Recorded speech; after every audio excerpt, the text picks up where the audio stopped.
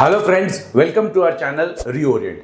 आज इस वीडियो में हम लोग देखेंगे what are the tax free incomes in India, यानी कौन से ऐसे इनकम्स हैं जिस पे इनकम टैक्स नहीं लगेगा, लेकिन उसमें कुछ कंडीशंस होते हैं। वो कंडीशंस भी आज हम लोग इस वीडियो में डिस्कस करेंगे। इस टाइप के बहुत सारे इंफॉर्मेटिव वीडियोस हम लोग आपके लिए पब्लिश करते हैं। अगर अभी तक आपने हमारे चैनल को सब्सक्राइब नहीं किया है तो तुरंत सब्सक्राइब कर लें।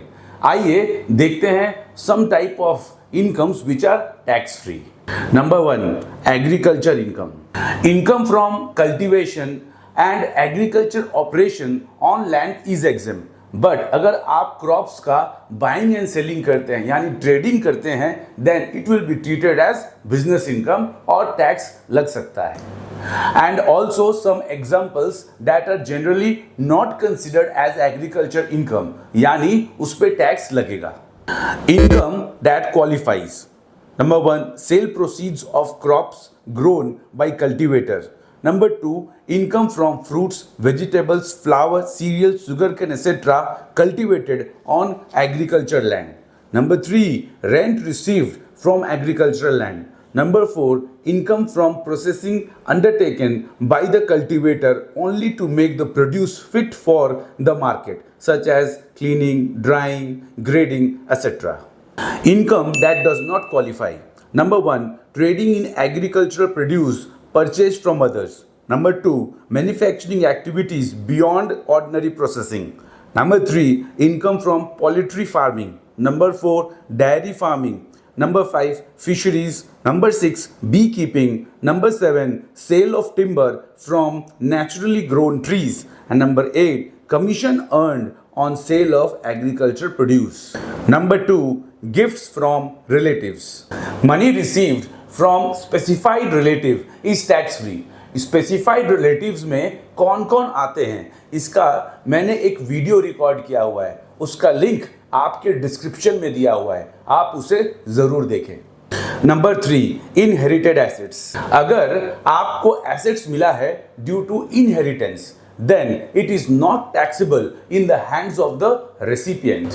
आइए कुछ एसेट्स देखते हैं जो इनहेरिटेंस में मिला है रिसिपिएंट को, उसके हाथ में टैक्स नहीं लगेगा।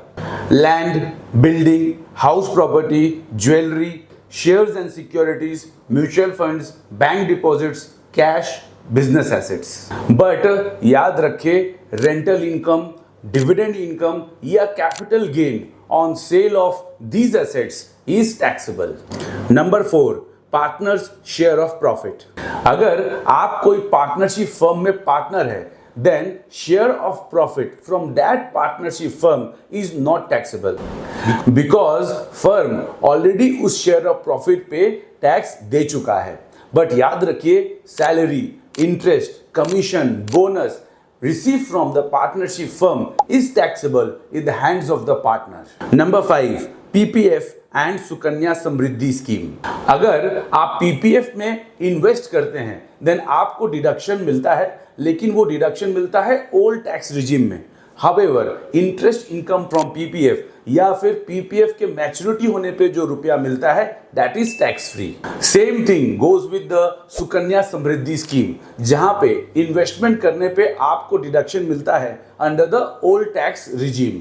However, इंटरेस्ट इनकम और जो मैच्योरिटी पे रुपया मिलता है, that is exempt, यानी tax free. Number 6, income tax on retirement benefit. अगर आपको ग्रेच्युटी मिलता है ऑन रिटायरमेंट, रेजिग्नेशन, डेथ और disablement, then it is exempt from tax under section 1010। आइए एक चार्ट के द्वारा ग्रेच्युटी को और डिटेल्स में समझते हैं। अगर आप गवर्नमेंट एम्प्लॉय है, यानी सेंट्रल, स्टेट या लोकल अथॉरिटी में काम करते थे, देन ग्रेच्युटी मिलने पे इट इज फुल्ली एग्जेम्प्ट। अगर employee covered under gratuity act, then least of the following, यानी इन तीनों में जो सबसे कम होगा, एक्चुअल ग्रेच्युटी रिसीव्ड और ₹20 लाख और 15 days wage for every completed year of service. या फिर अदर एम्प्लॉइज को अगर ग्रेच्युटी मिलता है, then same thing, list of the following. Number 1, actual gratuity received. Number 2, ₹20 lakh. और number 3, half month average salary for each completed year of service. Uncommuted pension यानी monthly pension, it is taxable, लेकिन commuted pension यानी lump sum रुपया मिलता है, then it is exam, लेकिन उसके कुछ कंडीशंस हैं, देखते हैं। अगर आप गवर्नमेंट एम्प्लॉय है then it is fully exempt. अगर आप नॉन गवर्नमेंट एम्प्लॉय है receiving gratuity then 1/3 of commuted pension value is exempted. Voluntary retirement scheme compensation received under approved voluntary retirement scheme is exempt up to ₹5 lakh, but there are some conditions. Hope ये छोटा सा content, छोटा सा video आपको informative लगा। अगर अच्छा लगा, इंफॉर्मेटिव लगा, देन आप इसे शेयर करें और हमारे चैनल को सब्सक्राइब भी करें। धन्यवाद।